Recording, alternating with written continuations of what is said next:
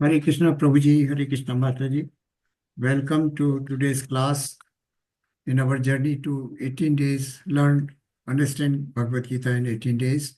And today we are going to cover chapter number 17, the divisions of faith or Shraddha Vibhag Yog. That is the last but one chapter. And the last chapter is, of course, the perfection of renunciation. So that is again is going to be a summary of all what we have learned so far in all those chapters of Bhagavad Gita, it is 17 chapters of Bhagavad Gita.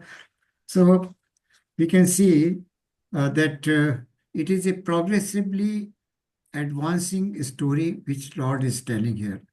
Each chapter has got a connection with the previous chapter, and the theme is carried forward. And the Arjun, as a very intelligent devotee, he's asking questions to Lord Krishna. That is how most of the chapters have begun. And Lord Krishna, out of his mercy, keeps on giving answers to these questions. So before we move on, let us pray to Shri Radha Govindji.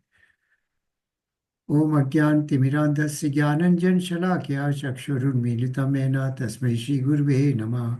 Om Namo Vishnu Padaya Krishna Peshtaya Bhutale Srimate Bhakti Vedant Swaminiti Namini.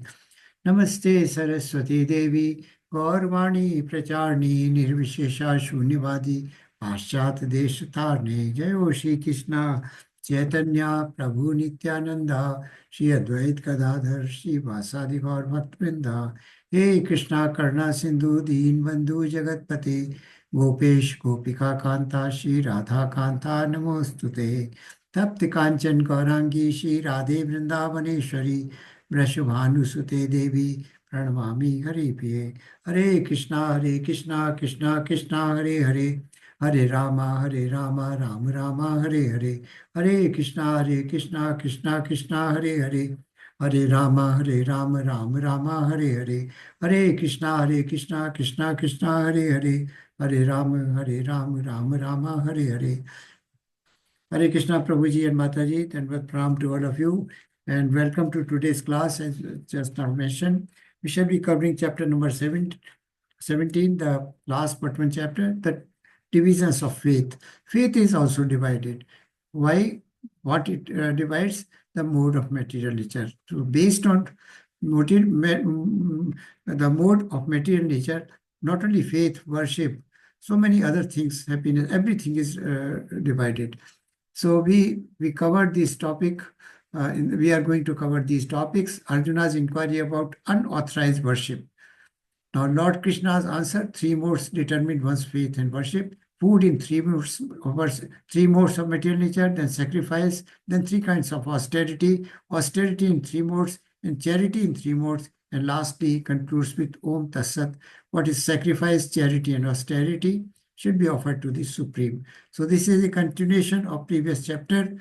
And the previous chapter, chapter number 14, we learned that what are the three modes of material nature, what is their signs and symptoms, and what is the destination, and how these three modes of material nature develop, and what was the way out of these three modes of material nature. Lord told how we can move out of these and transcend these modes and ultimately develop pure devotional service. In chapter number 15, that is Yoga of the Supreme, Lord gives this material world as represented by a metaphor as a reflection, inverted reflection of the spiritual world, which was the real world, and this material world was a dark area which has just a reflection of actual spiritual world. As we can see, inverted image of a tree on the bank of a still lake.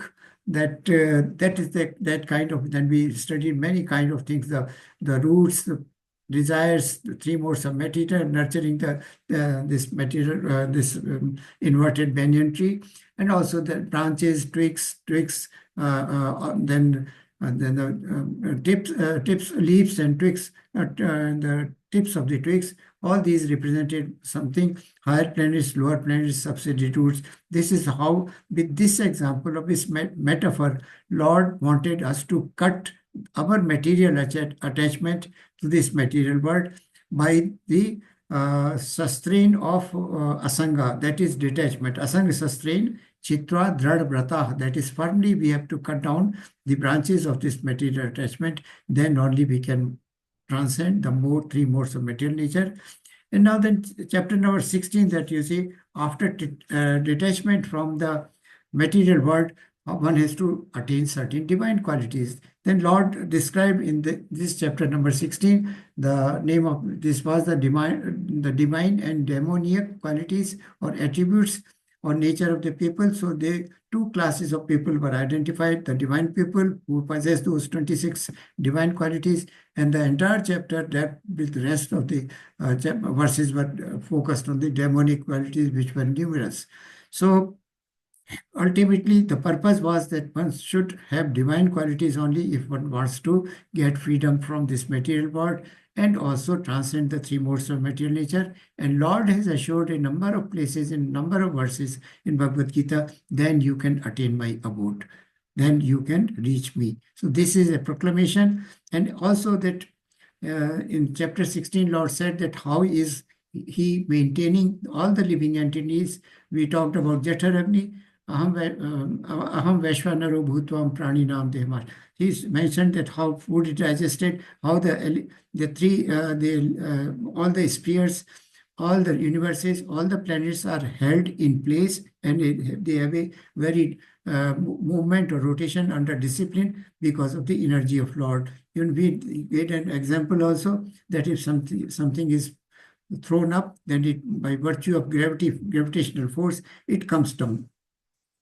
And lastly, in chapter 16, Lord declared that he was the greatest, he is the supreme personality of Godhead, and he is the ultimate knowledge. Then also he mentioned about three gates of hell, three gates to hell, and those were, of course, one has to anger, lust, greed. So one has to get over these three gates if one wants to go to spiritual world. So it was established that followers of scriptures or the injunctions of scriptures, they are divine people, and those persons who do not follow, they are demonic by nature. So chapter 17, now Arjuna is very intelligent. We have been seeing all through these 16 chapters. Now he is always putting some questions which are so relevant and which are so, in fact, relevant to our status, we as a mundane living entity. So Arjuna, when Lord said that one set is divine, the other set is demoniac. So what about the people who are in between, who do not follow these scriptures, but yes, yet they worship some or other kind of God?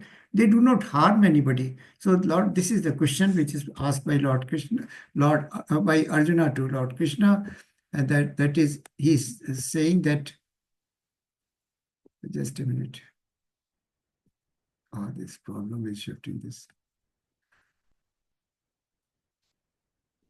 Can anybody read this these lines? In fact, the bar is there, so I cannot. Hare Krishna. Hare Krishna. Arjuna said, "O Krishna, what is the situation of one who does not follow the principles of scripture, but worships according to his own imagination? Is he in goodness, in passion, or in ignorance?" So Arjuna is asking what is the fate of those persons who do not follow the scriptures, injunctions, and accordingly they worship or they have a faith, but instead they conquer their own kind of God. They imagine something or somebody as their God and start worshipping. There is no rules, regulations defined in such cases because it is not authorized from scripture. What is authorized? What Sadhu, Shastra, and our spiritual master says, we have to trust that only to be the genuine path of worship. So he asks, what is the fate of those persons? And this material mode of nature has been described in chapter number, as I just now mentioned, chapter number 14, three modes of material nature. And then in chapter 15, about the imperishable banyan tree. And chapter 16 is again mentioned about the two types of living entities with divine characters and demonic characters. Now here he is asking in this chapter number 17, the division of faith. What are the people what is the fate of those people who do not worship as per scripture injunction? In the picture, you can see there is two pictures, Scientology and flying spaghetti monster. So, in fact, these are school of thought. They are churches in America and other countries. Scientology, in fact, basically is another science. There is church in some of the churches in Los Angeles and other western coast. They have this kind of method of faith, and these people they believe that there is a soul, and they know that soul is interacting with the living entities and with the universe also, and or the other outer spaces also. But soul has got no relationship with body. So this is a fundamental defect in Scientology, and this system of faith and beliefs was invented by Ron Howard in 1958 and practiced widely in not only America but many countries. So this is incomplete concept. It speaks of soul. This Scientology system of faith speaks of soul, but doesn't talk about mind and body. But soul's relationship with the self, with the individuals, living entity, other entities, and also with the universe. And this you can see in the picture. This is a very complex type of picture. There are eyes on two stalks. You can see these are the two eyes here on the stalks, and there is a meatball which is in the spaghetti. Now these people who follow this kind of church, flying spaghetti monster, they are called pastafarians. So this is in fact a very humorous situation here, but still people believe. These people believe that this kind of superstructure is their faith, object of faith. So where it is basically it is another kind of church only, and there is wide following of this. This kind of structure, flying spaghetti monster, is invisible. It is floating in the sky. So this is their object of worship. Now, similarly, hippies used to worship their drugs. They used to worship their drinks. They used to worship their items of, intoxications. They used to worship. Some people worship other kind of things like dead objects or something, dead bodies. So these are not authorized form of worship. Basically, they are aberrations of established method of worship.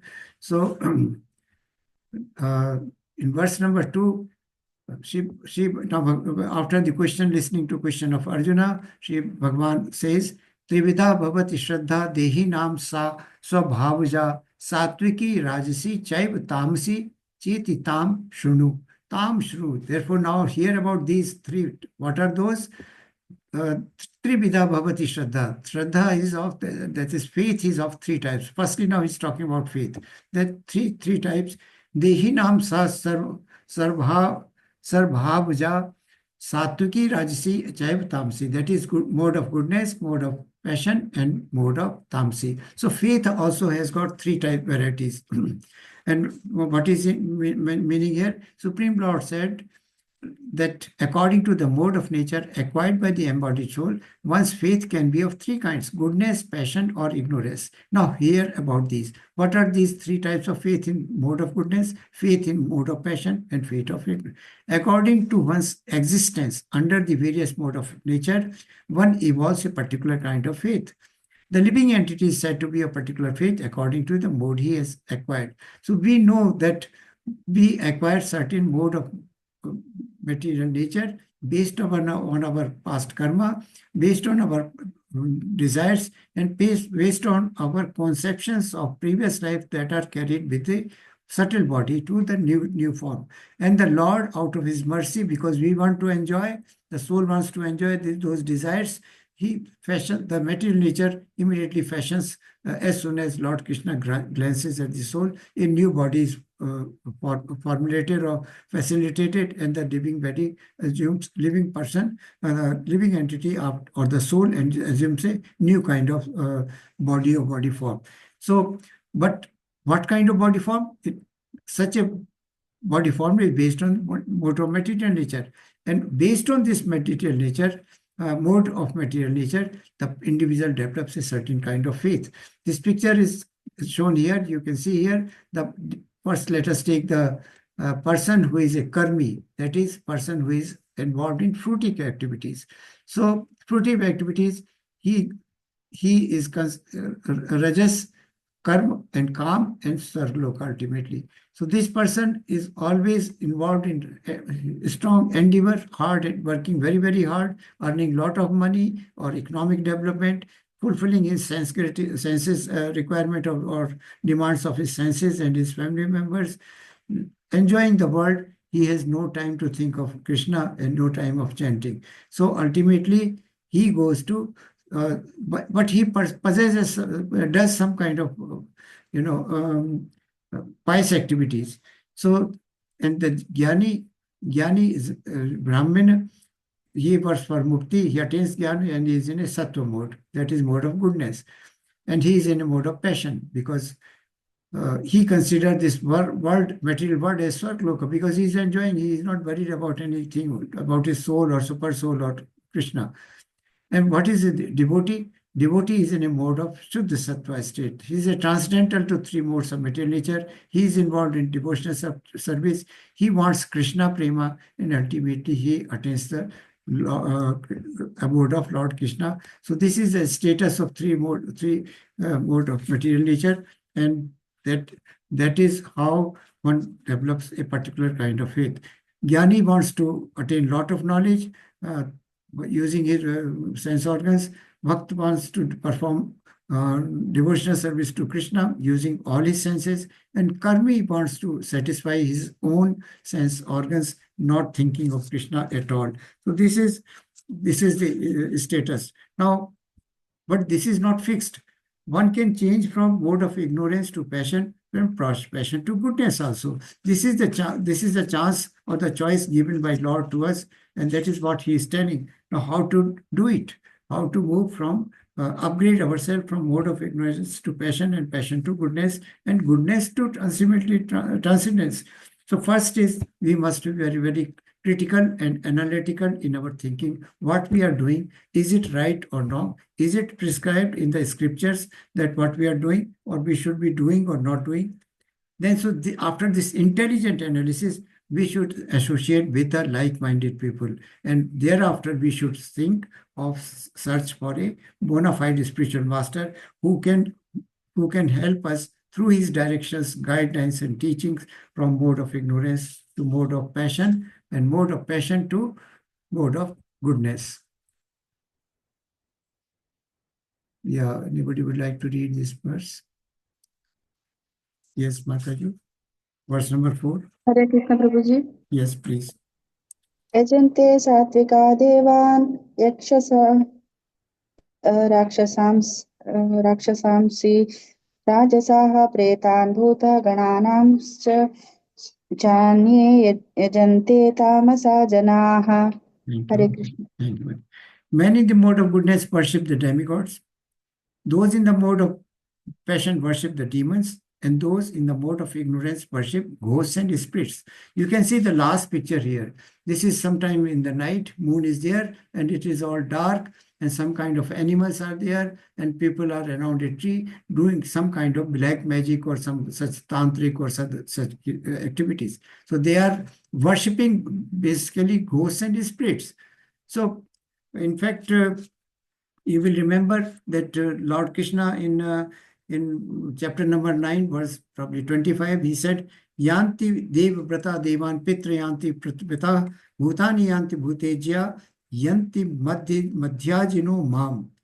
Those who worship me, they come to my abode, and those who worship ghost and spirits go to the loka of ghost and spirits, and those who worship demigods, they go to the loka of demigods, and those who worship living entities. Now this picture is clear. This picture here is some kind of political leader or some hotshot or a aristocrat or some influential person is seated and people are worshipping him. So such people go to their loka only. That means they remain in the fruitive world. They keep on association of fruitive persons and they perform sportive activities so that their bondage is there and they remain in the cycle of birth and death. So those who worship demigods, they go to the loka of demigods. So worship is based on three modes of material nature. What kind of worship one does or whom he chooses as God is dependent on what mode he has acquired. And why this mode has been acquired? Because we have forgotten our relationship with God. We have forgotten our real identity, that we are part and parcel of Lord. Mame vansho jeev loke jeev kote sanatana. Lord said that they are eternal. They are my part and parcel. We have forgotten our relationship. So that is the reason. And ultimately, devotees, men in mode of goodness, worship the demigods, you can see here. And those who are pure devotees go to Goloka Vrindavan, the highest abode of Lord Krishna. So this is revealed in this verse. Then we come to next verse. So you can see the picture over here. Then how the people in different modes of material nature, they worship different gods. Now, Lord, in 5 to 6, Lord says, those who undergo severe austerities and penances, not recommended in the scriptures, performing them out of pride, egotism, lust, and attachment, who are impelled by passion, and who torture their bodily organs as well as the super soul dwelling within, are to be known as demons. Now, this is very important. Last sentence is very important here, significant. Those who act against injunctions of the scriptures, and they torture their body by all kind of austerities or performing different kind of yogas or other things, they are giving pain to this super soul also. So God is also getting hurt because of their activities.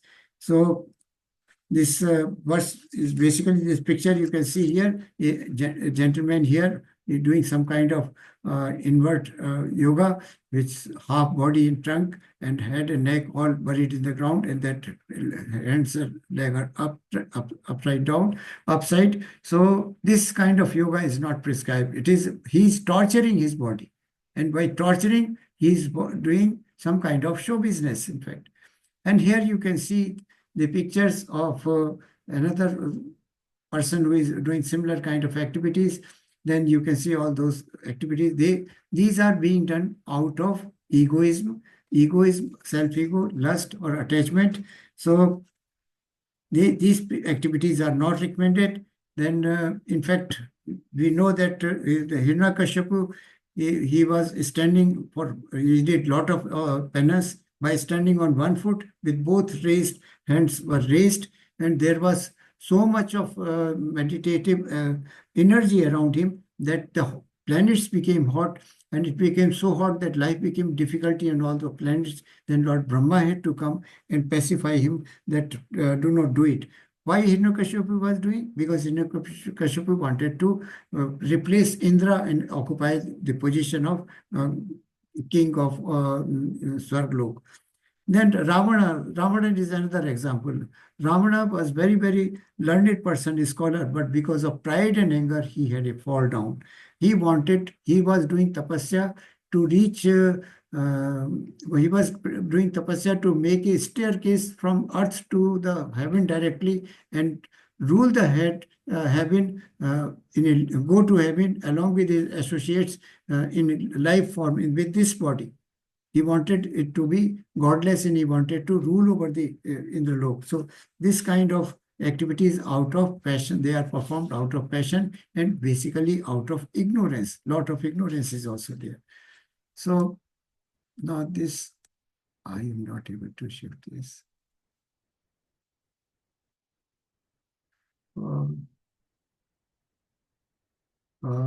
Would anybody read this? Oh, sorry. Yes. Now the food. So we have seen faith, worship, austerity. Worship we have seen, austerity we have seen, and now we come to the food. Food in the mode of goodness increases the duration life, purifies one's existence, and gives strength, health, happiness, and satisfaction. Such nourishing food is sweet, juicy, fattening, and palatable. Second mode, food in the mode of goodness, mode of passion. Now, food that are too bitter, too sour, salty, dry, and hot are liked by people in the mode of passion. Such foods cause pain, distress, and disease.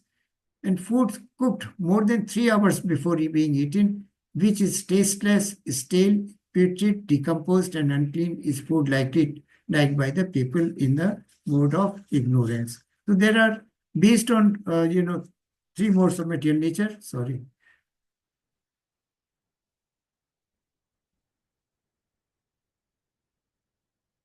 Based on three modes of material nature, the food has also been classified into three types: food in mode of goodness, food in mode of passion, and food in the mode of ignorance. Oh, I'm not able to.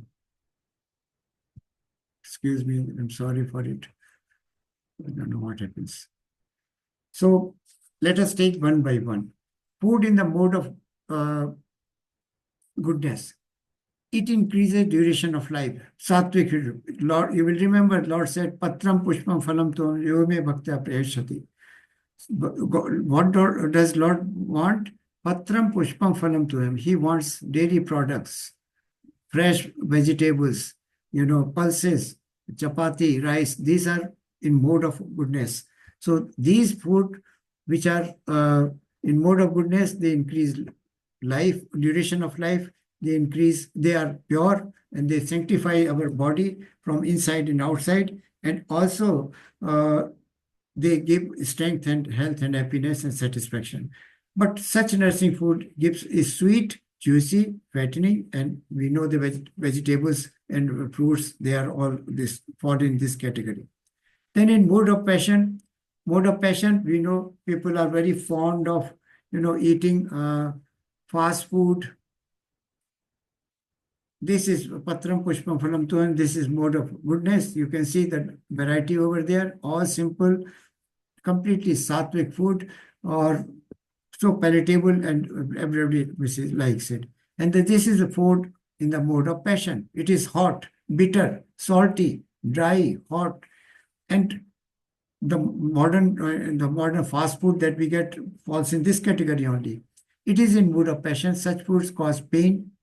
We know that eating such fast food, pizza, burger, and pasta, and all those kind of sandwiches, they sometimes cause our hyperacidity, distension abdomen, loose motions. Sometimes we feel gastric discomfort. They cause distress and disease also. Food cooked more than 3 hours before being eaten. That is a very significant observation. Lord Krishna is telling this thing. Nothing can be challenged or disputed here. So that means when we prepare food for Lord Krishna, then prasadam must be offered within 3 hours of cooking. After 3 hours, it becomes stale, putrid, and it becomes decomposed and unclean. Whatever you may keep however long you may keep it in refrigerator, but the decomposition starts immediately after preparation, if it is not in a proper conditions of storage and temperature. So this, you can see this kind of cheese being prepared here, and you can see that small worms are moving here. This is how probably cheese is some special kind of cheese is prepared, which is very popular in Europe and American countries, and people relish it too much. So this is a putrid. It is a decomposed food which people are interested in eating. So you can see this is a mode of passion, and this is the mode of ignorance. These Cheetos, you can see this block of cheese, they are all in fact decomposed. But people eat them because they are eaten a couple of days after production. Then after food, Lord talks about sacrifices or yajna. What kind of yajna is performed in different modes of material nature, or what is the purpose of these yajna? Of sacrifices, that sacrifice performed according to duty and to scriptural rules and with no expectation or reward is the mode of goodness. Now we know Brahmanas, they have got a scriptural duty. They possess a scriptural duty as an injunction to perform sacrifices. Sacrifices, we will remember yesterday we talked about the first duty of Brahmana was to perform exercises. sacrifices. So it is to be performed as a duty. Normally, what is happening? The persons in mode of passion, they perform sacrifices or yajna for obtaining some material benefit. They want to please Lord, and they know that by pleasing demigods, they are very easily, pleased, and thereafter they give benediction very fast. So people of Alpa Medhas, this is what the word used by Lord Krishna, and people of low intelligence, that they worship, they do sacrifices for some material gains.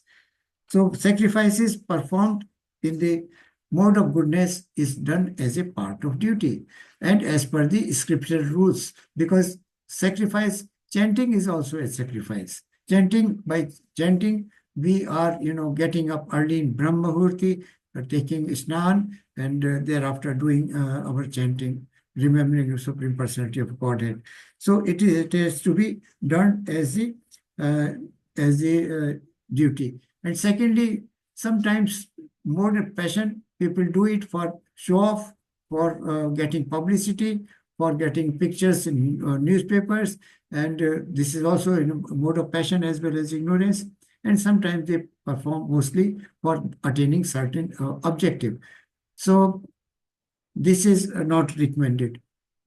The sacrifice performed in defiance of the scriptural injunction, in which no spiritual food is distributed, no hymns are chanted, and no remunerations are made to the priest, and which is faithless, that sacrifice is in the nature of ignorance. So this is very significant. Each word is very significant here. Sacrifice performed in defiance of this, that is contrary to the scriptural prescribed duties, in which no spiritual food is distributed. Prasadam must be distributed after yajna to all those who are present nearby. If no prasad is distributed and the yajna is done for self-consumption of prasadam, it is a sin. It is in mode of ignorance. And no hymns are chanted. That means we should have qualified brahmanas or panditas who can chant hymns, Vedic hymns, correctly. Each word, each syllable very correctly pronounced grammatically. Then if it is not done so, there are no hymns are chanted from Vedic scriptures, it is in mode of ignorance. And no remunerations are made to the priest. Dakshina. A priest must be given some dakshina for performance of the sacrifice. If we do not distribute prasadam to our friends and relatives and all those who are nearby, if no Vedic mantras are chanted, and the priest who performed the yajna is not given any kind of remuneration or dakshina, then, and which is faithless, because such a person is totally faithless. He is doing it for something different. The purpose of doing this sacrifice or yajna is different. So this is in the mode of ignorance. Now this picture, can anybody tell what is happening in this picture here, over here? Does anybody know this pastime here? Can you identify who is he? Yes, Mataji? And who is here? Prabhu, I remember that the person who gave eyes. There is echo, Mataji, from your end. Anybody else, Prabhuji, would like to try?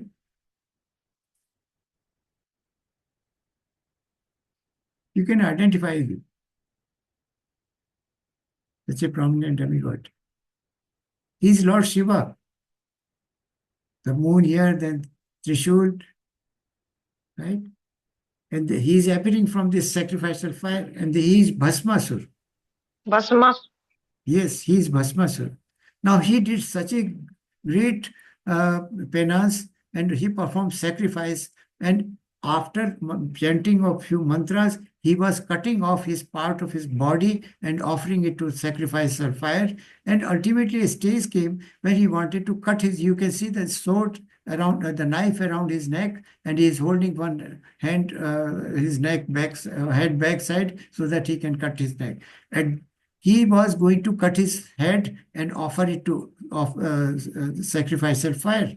So at that moment, Lord Shiva, because he was worshipping Lord Shiva, so Lord Shiva immediately came down from Kailash mountain, and he said, No, don't cut your bush. But I'm happy with you. I'm very pleased with your sacrifice and your austerities or tap. Ask for a boon. So all of you know what kind of boon he had asked. Can anybody tell what kind of boon he had asked from Lord Shiva?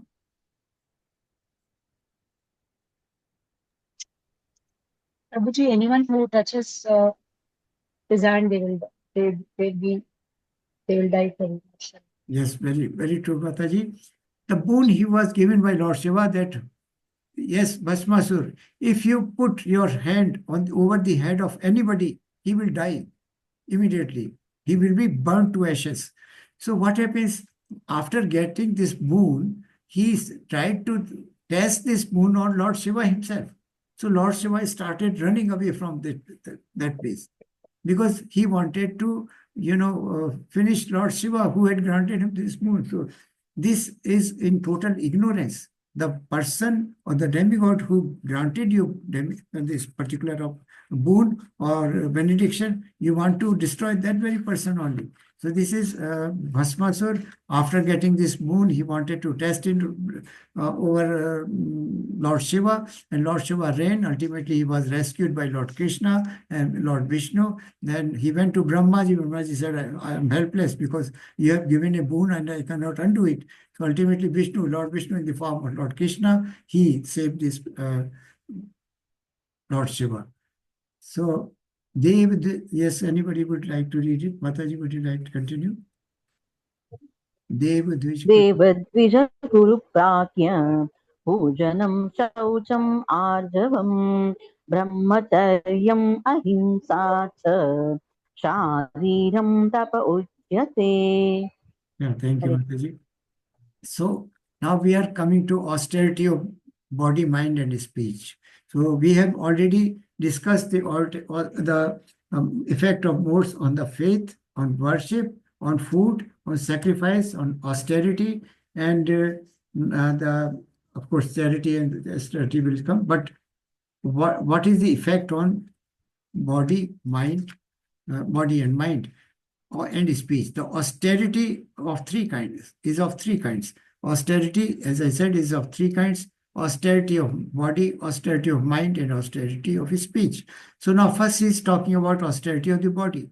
Consists in this worship of the Supreme Lord, the Brahmanas, the spiritual master and superiors like the father and mother. Cleanliness, simplicity, celibacy, and non-violence are also austerities of body. So let us take one by one. When we worship Supreme Lord, it is an austerity. Worshipping Brahmanas, learned Brahmanas, not by caste, but by virtue of their knowledge. So that is the austerity. Worshipping of the spiritual master, you can see here Srila Prabhupada being worshipped by children of different age, young and old. Everybody used to worship Lord Srila Prabhupada ki jai.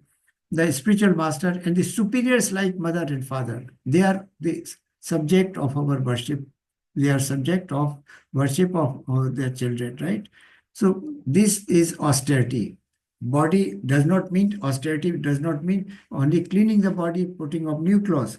Austerity of body includes the purpose for which this body has been given. The purpose is worshipping and obeying, taking guidance. And so from the Lord or the spiritual master, the Lord we cannot approach easily, but his spiritual master is easily accessible. Brahmanas, qualified Brahmanas are easily accessible. And of course, mother and father always available to us for their worship. So such austerity of body means worshipping our superiors. And how externally, what can we materially we can do for the austerity of body? We have to keep our body clean, get up early in the morning, do in the Brahmurti, take bath and do our puja routine work. Simplicity, no duplicity, very simple, as is, it is. Now, without any mixing up, without any pomp and show, without any exhibitionism, this is simplicity. Celibacy means truthfulness. And celibacy, in fact, truthfulness means that we should be always speaking truth and honoring the respect, honoring the other person, the other living entities, being chaste, and being not involved in any kind of immoral activities. And non-violence are also austerities of the mind. Now, in Krishna consciousness, the non-violence also has been defined as, if we do not preach Krishna consciousness, if we do not follow the principles of Krishna consciousness, then we are being violent. So what violence also means that teaching of non-teaching of Krishna consciousness, non-cultivation of qualities of Krishna consciousness or devotee. These are also so now truthfulness, peace, beneficial. It should be regarding next topic is speech. So this is about austerity of body. Austerity of body means worshipping of elders and keeping our body neat and clean, celibate, and also without any violence. So, yes, Mataji, verse number 15. Hare Krishna Prabhuji. Yes, Mataji. अनुद्वेगकरं वाक्यं सत्यं प्रियहितं च यत् स्वाध्यायाभ्यसनं चैव वाङ्मयं तप उच्यते. Hare Krishna. So after austerity of three types, at three levels, first is body, then second is speech. Austerity of speech consists in speaking truthfully and beneficially and in avoiding speech that offends. One should also recite the Vedas regularly. So first austerity is recitation of Vedas, recitation of Harinam or chanting. So it should be truthfulness. Whatever we should speak should be true, correct. It should not be unpleasant. And even the pleasant untruth should also not be spoken.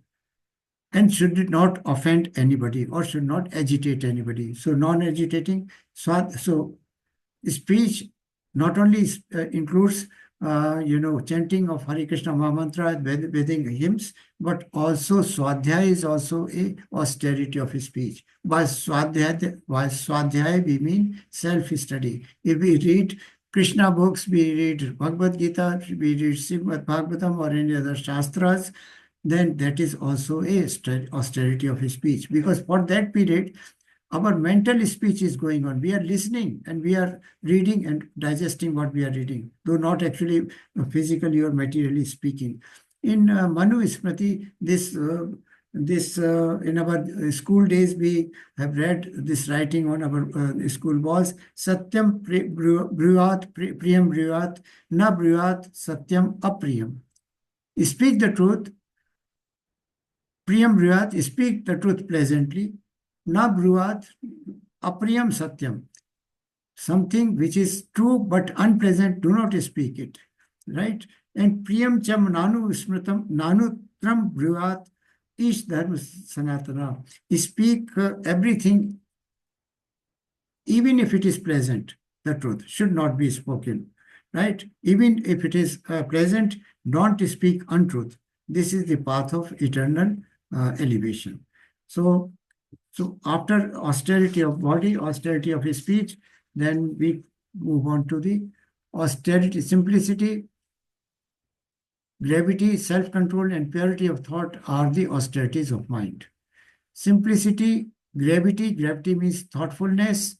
Gravity means always speaking something which has certain value, not talking loose or some kind of absurd, which is meaningless. Self-control. Speech should be related to mind, should be control, self-control, and purity of thought. So mind should be, we should have simple thoughts only.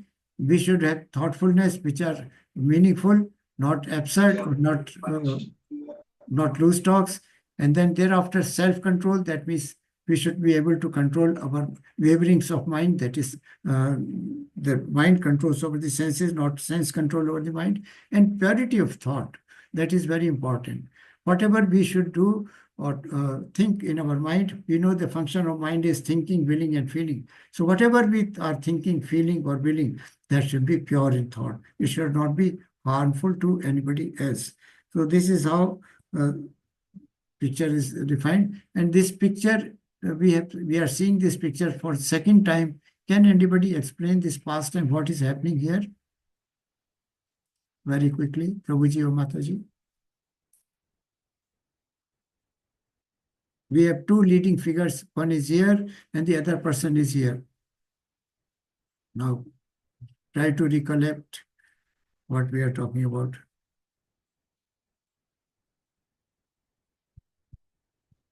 Any of our admins, Mataji? Who are these people? Sukamuni and Vyasa. Vyasdeva and Sukamuni. Sukadev. Sukadev Maharaj. Thank you, Mataji. Very nice. So, Sukadev, we know this past time I've narrated it. Vyasdev Maharaj was Goswami Vyasdev, Ved Vyasdev was narrating Srimad Bhagavatam to his wife, and then her mouth was opened. A parrot who was being chased by Lord Shiva for hearing Amar Katha because Mother Parvati had slept. So he was saying yes, yes, yes in between to assure that Lord Shiva that the Mother Parvati is still not sleeping but listening to Amar Katha. But the parrot heard, the parrot ran.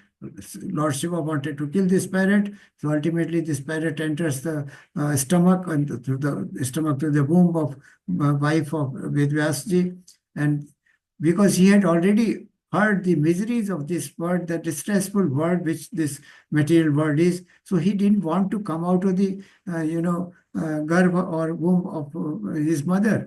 So he stayed in the womb for 16 years. After 16 years he came, then he didn't want to enter into any kind of material entanglement. So he ran out of his house.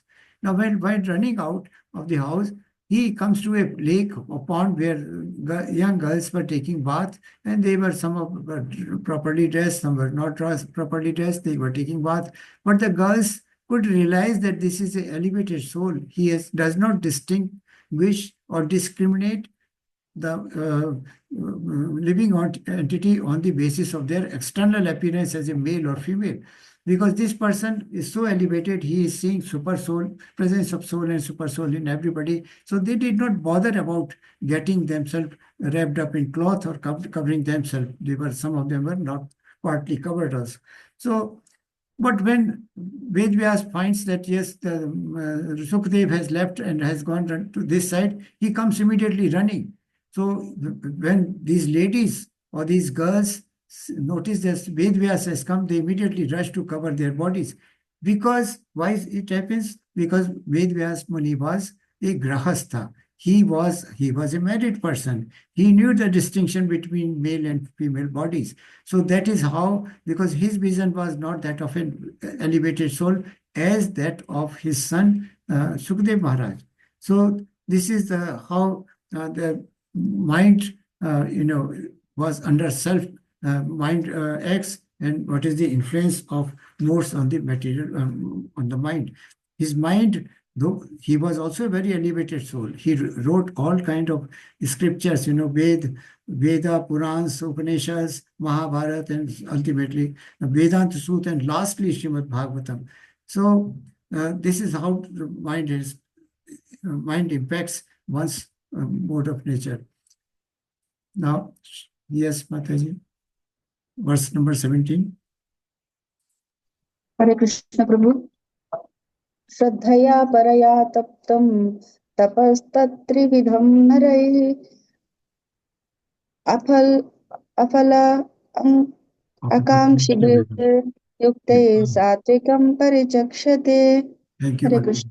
Thank you, Hari. Shraddhaya paraya taptam tapastat trividham narai afala kangsha vir yukte satvikam parichakshate. This threefold austerity of body, mind, and speech, practiced by men whose aim is not to benefit themselves materially, but to please the Supreme, is of the nature of goodness. So person who is doing austerity of mind and body, speech, not for himself, but for the sake of, as a matter of service or as a matter of duty towards Lord Krishna, he is doing it in the mode of goodness. You can see here, this is the Govardhan Parikrama going on. This is Vrindavan Parikrama going on. And here you can see Mayapur. This is Navdeep Parikrama. You know, in Mayapur, which is the headquarters of global headquarters of ISKCON, that is located in West Bengal. There are 9 deeps, and this is River Ganges, which is connecting all the islands, 9 islands. And this is the place, Mayapur is the place where Lord Chaitanya Mahaprabhu appeared. So ISKCON headquarters are there. Moreover, world's largest temple is built up here in Mayapur. So I will request all of you to sometime visit this place. There are thousands and thousands of students drawn from multiple countries of world who are receiving, studying in Gurukul there. It is a huge establishment, Gaushala and worship and hostels and, residential accommodation, so many elevated souls and, so it is a global headquarter, and all the ISKCON temples are controlled and, administered from this place only in Mayapur. Wherever, whether in Australia or Canada or Germany or America, all temples. So this is a global center of. So these persons are doing parikrama. They don't have any self-motive. They are not working for getting any kind of material benefit by doing this thing, but they are doing as a worship to the Lord. So this is in a mode of goodness. Then in 18 says, Satkaram Satkarman Pujartham Tapo Dambhena Chaivata Kriyate Tad Iha Proktam Rajasam Chalam Adhrubam. Those ostentatious penances and austerities which are performed in order to gain respect, honor, and reverence are said to be in the mode of passion. They are neither stable nor permanent. So person does not derive any kind of benefit because whatever penance and austerity is performing, he is doing it for publication of his picture, giving a blanket to a poor person in the night of winter night. So that is for publicity. He is not doing it as a matter of selfless. He is doing it to gain respect and honor in his society, and so that people worship him. We just now saw a person who was being worshipped by the people because of his high status or wealth or some other kind of, position. So this is not recommended. And if somebody does it, this kind of austerities or penances, then in mode of passion, then it is for earning respect, honor, and reverence from some society members. Yes, Mataji, sorry, if you'd like to read verse number 9. Yes.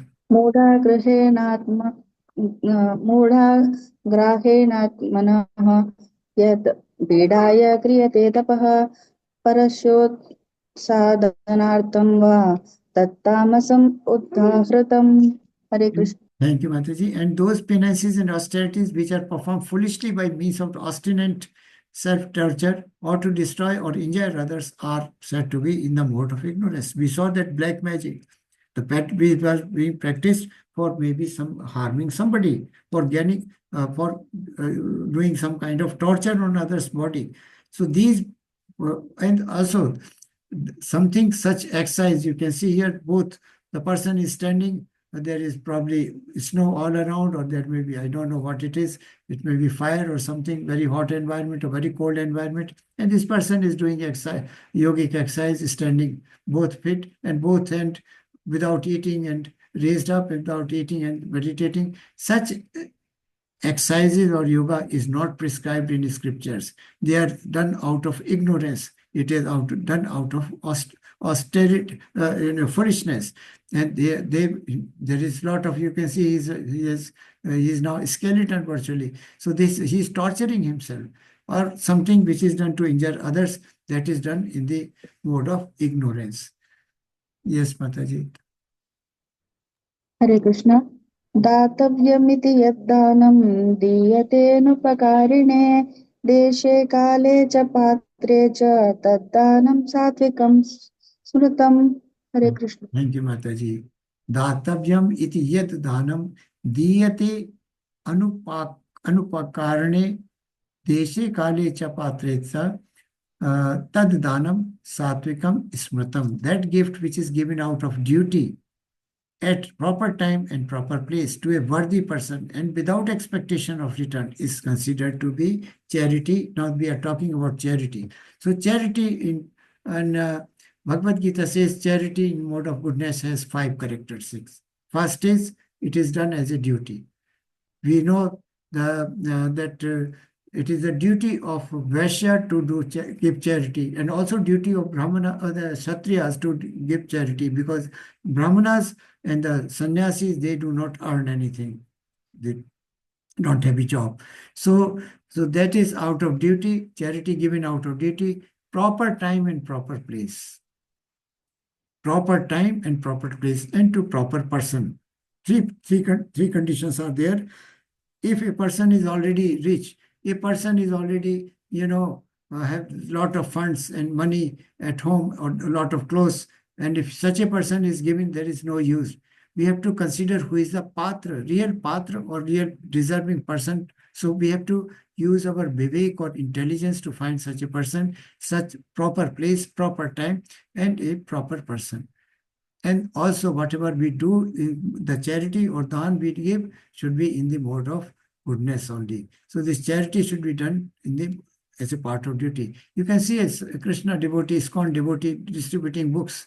Now this is selfless service. He is not doing it for the benefit of himself. He is doing it for the benefit of person who takes a book from him. So wherever he is, in a marketplace, or you will find such sites very often in all the towns where there is ISKCON temple.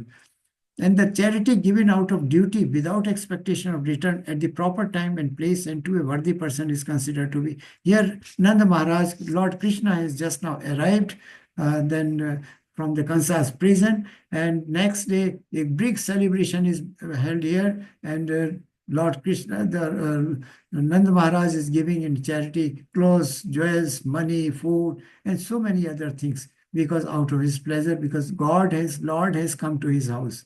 So this is charity in mode of goodness. He doesn't want anything in return from the citizens that they should pay back, right?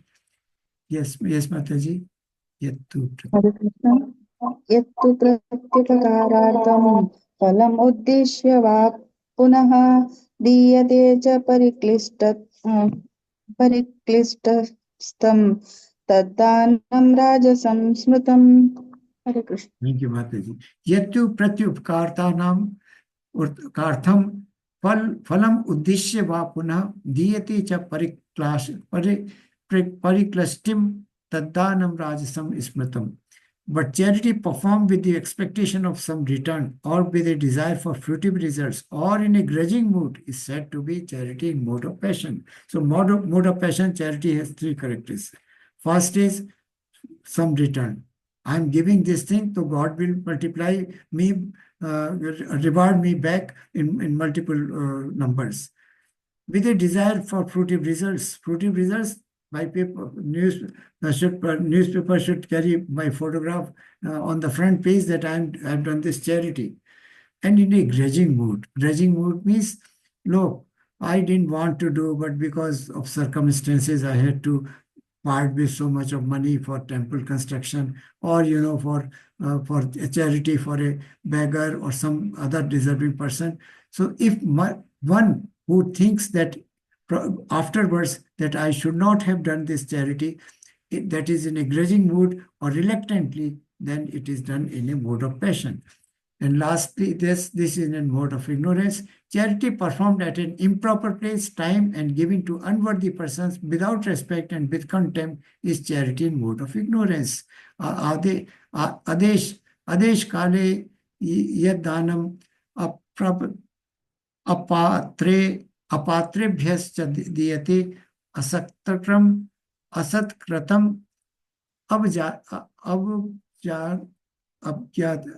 abhagyatam tat tamasam udhratam. I'm not good at reading Sanskrit words anyway.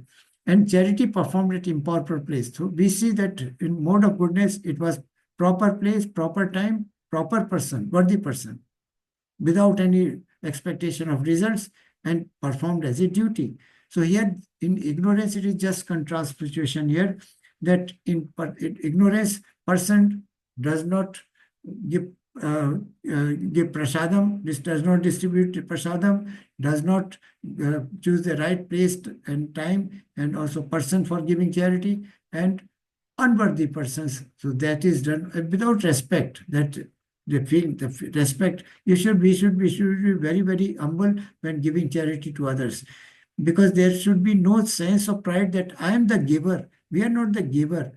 In fact, we will remember a shloka from this Bhagavad. Prakriti kriya manani gunai karmani sarvasa karta aham vimud atma karta aham iti manite. Vimud atma karta aham iti manite. That means whatever we are doing, our three modes of material nature are forcing us to do. Prakriti kriya manani gunai karmani sarvasa. So whatever we are doing is under per force of the three modes of material nature. Ahankar Vimudatma, because of self, ego and self-pride, we consider ourselves as the doer. Ahankar Vimudatma, Karta Aham Iti Manyate. He considered that I am the doer. So it is not, you are not the doer. It is by virtue of the three modes of material nature that then act is being performed. But we forget this. We consider ourselves as the doer. And charity performed at an improper place and time and given to unworthy persons without respect and with contempt, that I am superior, he is inferior, in charity, in mode of ignorance. So do you think he's a worthy person or unworthy person? He wants some money for weed. Weed is a intoxicant or some kind of drug. I don't know what it is, but I know that weed is a drug. So giving money to this person shall be right choice or wrong choice? Wrong And choice. it will be wrong choice because he is an unworthy person. The cause for which he is demanding money is, of course, not pious, is not good. So it shall be a wrong choice to help such. Then this last section comes. This is very important. Hari Om Tassat. Om Tassat, is the syllable which is spoken in before most of the Vedic hymns also.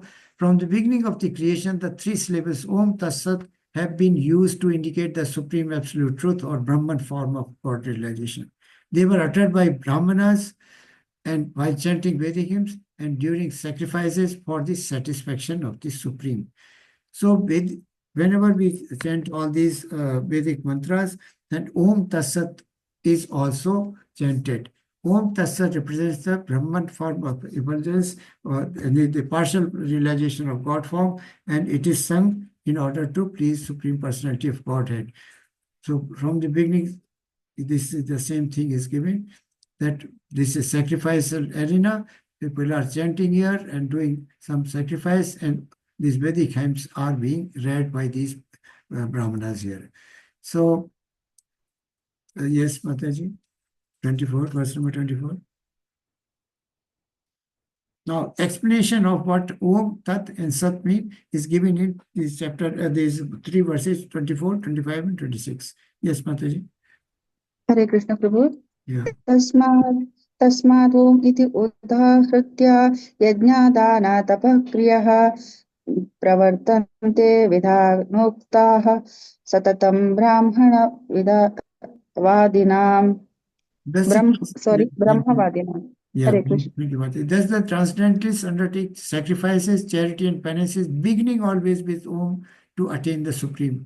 Om iti etad brahmino nedinoha nam. This is from Veda. Om means Vishnu. It is placed at the beginning of the Vedic hymns to indicate the supreme goal. Om is the supreme goal, and it represents Vishnu. So when we chant Om Tassat, first word is Om. Om stands for Vishnu, Lord Vishnu.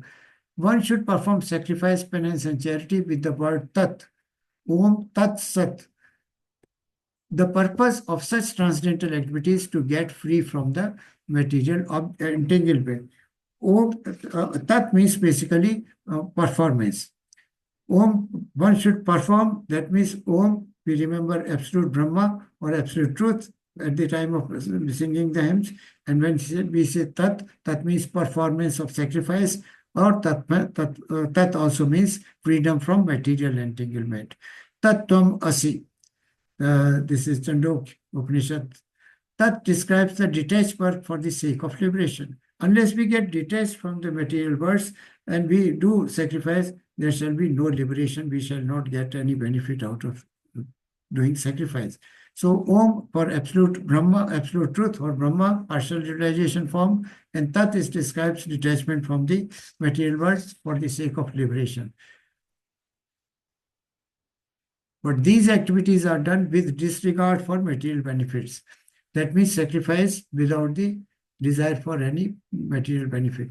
The absolute truth is the objective of devotional service, and it is indicated by the word Sat. Sat indicates the absolute truth, that is devotional service. These words of sacrifice, of penance, these words of sacrifice, penance, and charity, true to the absolute nature, are performed to please the Supreme Person, O son of Partha. Why we do this, chant this sacrifice and do the Om Tassat before chanting Vedic hymns? That is done for pleasure of Lord Krishna, to please Lord Krishna himself. And there is no material motivation, no material entanglement, no desire for any kind of fruits. So Sat means eternal. We know Sat Chitanand, we know Sat means eternal. Sat means eternal. So first word is Om. Om represents Brahman realization. Om Tat. Tat means detachment from material world or performance of sacrifice. And Sat means eternal. That is, activities done for the service of the Lord reveal the true spiritual nature. In such activity, the performer of actions becomes eternal. The activities are aimed at eternal, and the benefits of activities are eternal. So all three labels are eternal in this state. Who are three states? One, the Supreme Personality of Godhead, for whose pleasure this sacrifice is being performed. The person who is performing this, we know the living entities are eternal. Only day before yesterday, we heard that Lord said that Jeev Bhuto Sanatana, that all the living entities are eternal. And third, the activities which are being done, they also become eternal. So this is how Om Tassat has been defined, and its importance in chanting before all sacrifice, penances, and austerities. Then this is the last verse perhaps. But sacrifices, austerities, and charities performed without faith in the Supreme are non-permanent. O son of Pratha, regardless of whatever rites are performed, they are called asat and are useless both in this life and the next life. So whatever worship, let us for example take the chanting. We chant, but we have full faith in the name of Lord. Name of Lord is much powerful than the Lord himself. Lord himself has said, and Lord gives more importance, is more merciful to his pure devotees, in fact. And these pure devotees can be easily accessed, or our spiritual masters can be easily accessed, because they are rendering most confidential service to Lord, and they are engaged always in worshipping Lord. So we have to have faith in whatever we are doing. All kind, whether charity, speech, austerity, or the happiness, or sacrifice, or faith, or worship, everything has to be done with faith that we are going to please Lord Krishna by doing this activity. So when with faith is there, then faith is, we know, the basis of a bhakti. So when faith is there, then the activity becomes Sat, or Sat means eternal. Right? And if there is no faith, then there is no gain from this any kind of austerity, penance, or sacrifice in this life, and there is no happiness in this life or even afterwards, because our good karma have an impact on our next form of life. So this is probably the end of our chapter, and in this chapter, so Arjuna's inquiry about unauthorized worship, he said there are divine people, there are demonic people, but there are certain people who do not fall in either of this category. They are worship someone of their own choice. They concoct their own God, but they do not harm. So what is their fate? Lord Krishna answered, three modes determine one's fate. three modes have an impact on faith: worship, food, sacrifice, then austerities, austerity of in three modes, that is austerity of body, mind, and speech, and charity in three modes. So Lord gave the final verdict that charity must be done for the right, without any desire for fruit. It should be done as a part of duty, at right time, right place, and worthy person. So then lastly, he describes the meaning of Om Tassat. Om Tassat is basically is chanted before doing any sacrifice, charity, or austerity, and it is done to please Supreme Personality of Godhead. So Om Tassat has got three meanings. Om is absolute Brahma or absolute truth in the partial realization form of Brahma. Tat is performance. Tat also means detachment of material entanglement. And Sat means eternal, which is everlasting, which has good, no beginning, no end, and no middle. So this is how we come to end of this chapter. Now that this actually, if you practically speaking, Bhagavad Gita ends at the chapter number 17 only. Chapter number 18, like chapter number 2, contents of Bhagavad Gita summarized, is again a broad summary of all the 17 chapters we have studied so far. So that we will take up tomorrow. It is a very long chapter. I will request everyone to bear with me. And tomorrow, if everybody agrees, we can start at 15 minutes earlier. If admin Mataji permits, then we can start, say, instead of 9 o'clock, we can start at 8:45 and finish by 10 o'clock. Mataji, can you permit this, admin Mataji?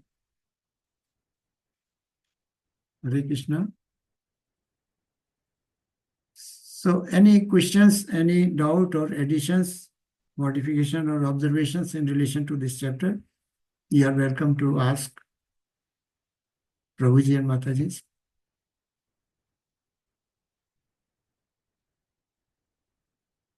Chitra Mataji, you are there? Yes, Prabhuji. Can we start at 8:45 tomorrow? Because chapter 18 is the largest chapter, biggest chapter in the entire Bhagavad Gita. Yes, Prabhuji. We'll put a message. We have got 78 verses there. Slokas. Not all are to be read, but yes, some explanation is still there. So I will request that please post in the group that class will Yes. start at 8:45 rather than reserve. Okay. Thank you, Mataji. Okay, Prabhuji. I'll tell Anuradha Mataji. Thank you, Mataji. Thank you so much. So any queries on any doubts or any additions, please, you are welcome. Please fill the attendance link. Mataji has already posted in the group.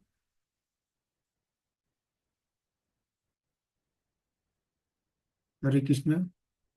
So we finish Hare up. Krishna Prabhuji.